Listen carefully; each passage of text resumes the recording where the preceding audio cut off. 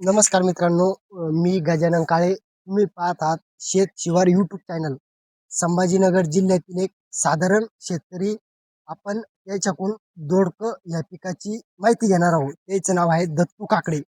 किती रोप लागवड केली होती तुम्ही? त्याचे रोपं नाही राहत. मग त्याचे बियाणं भेटतं आपल्याला. किती बिया लागवड केली तुम्ही याच्या? 3 पुढे लावलेले आहे. 3 पुड्या का? 100 ग्रॅम. किती गुंठ्यामध्ये लावले तुम्ही? मी 10 गुंठे येईन समजा. 10 ते 15 गुंठे. किती दिवस झाले समजा याला लावून? 40-45 दिवस झाले. 40-45 दिवस झाले. हो. तर मग याचं कशी लागवड केली तुम्ही? लागवड करायची मला. याला काय मल्चिंग केली हं. आणि 2 फुटावर लागवड केली. मल्चिंग कशामुळे केली? म्हणजे गवतामुळं ना हे रोगराई येते ना, हं. त्याच्यामुळं कंट्रोल राहते. म्हणजे मल्चिंग मुळे येत नाही का मग? नाही, कमी प्रमाणात येते. नुसतं गवत राहतं, तण राहतंय समजा, हं. त्याचा कंट्रोल तर होतो. मग याला असं कशामुळे बांधलं समजा तुम्ही? ही जाळी भेटली. याला जाळीचं लावल्यानंतर काय याला आहे ना, हं. आपण लावून दिल्यावर असं बघू शकता तुम्ही. आता ही केवढ्यात आणली तुम्ही जाळी? काही 400 रुपये किलो भेटते. ती 300-350, मग 400 किती रुपये. किलो लागली या जाळी सगळ्याला? याला 2 किलो लागली. मग याला किती खर्च झाला तरी आतापर्यंत? सगळी नाही, जाळीचा खर्च आहे 700-800 रुपये हं.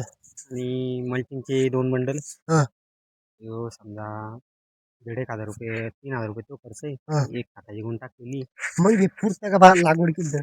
हा, मग पुरतं ना, का पुरत नाही? मग आता इतक्या तापमानामध्ये कसं राहिलं? त्याला पाणी म्हणजे दिवसभर पाणी लागतं जवळपास. म्हणजे गेलवर्गीय असल्यामुळे काय हं. होतं, काही फळं लागतात. हे बघा, हे अर्धे फळं आहे ना, हा. थोड्या तापमानामध्ये काही डॅमेज होत आहे, हा. काही लागतं आहे समजा असं. बरोबर आहे. मग किती दिवस चालतंय आता सगळं? गिलक्याचं पीक असं आहे, हं. एकदा लागवड केल्यानंतर तुम्ही वर्षभर सुद्धा चालू शकता. बरोबर आहे. रोगराई जर नाही आली हं. तर कंटिन्यू चालतं ते. मग याला लागवड केव्हा करावं लागते? जी लागवड केव्हा पण चालते, बरसातीत केव्हा बी? केव्हा पण चालते. मग याच्यावर रोगराई कोणती कोणती ती समजा? याच्यावर मेन रोगराई भुरी म्हणून आहे. हं. भुरी आल्याच्या नंतर काय होतं, हे पानं आहे ना, हं. ते सर्व पिवळे उंगळून जाते. हा, बरोबर आहे. तर मग याचा कधी किती दिवसानंतर याचा तोडा तोडावा लागतो? 40 दिवसात तोडायला येतो. हं. 40 दिवस आल्याच्या नंतर मग काय 1 दिवस आड, 1 दिवस आड अशी मग तुम्हाला आता 40 दिवस झाले, मग किती तोडी झाली आतापर्यंत? आमचं नेमकं चालू झाला. एक तोडा तोडलेला आहे काल परवा. हं. आता आज तोड नाही. मग त्याचं एक कॅरेट केवढ्याला जातं? कॅरेट भावाचं काय, दररोजचं मार्केट समजा 300 पासून 300 प्लसच भाव राहतला. हो 300, का? 400, 500. मग समजा याचं पुढे समजा 2-4 महिने समजा किती तोडी निघेल? 1 दिवस आड धरून घ्या तुम्ही आता. 1 दिवस आड. हं. मग किती उत्पन्न निघेल समजा याचं? 5-6 कॅरेट, 5-6 कॅरेट म्हणजे कमी जास्त फळ लागावर आहे ना आपल्या. आपण त्याचं उत्पन्न चांगलं निघतं समजा. हा, चांगला नाही. किती रुपये लोक समजा कमवू शकतो आपण याच्यातून? आता अर्धा एकर जर लावलं तर समजा उत्पन्न असं आहे की समजा असं एक कठीण उत्पन्न निघत आहे. जसा बाजारभाव असला तसा. बाजार भावांना 4-5 कडे 1 दिवस आड असं नाही. बाकीच्या मालावर की नेला नाही त्याकडे भाव घेतला म्हणून हा. असं नाही.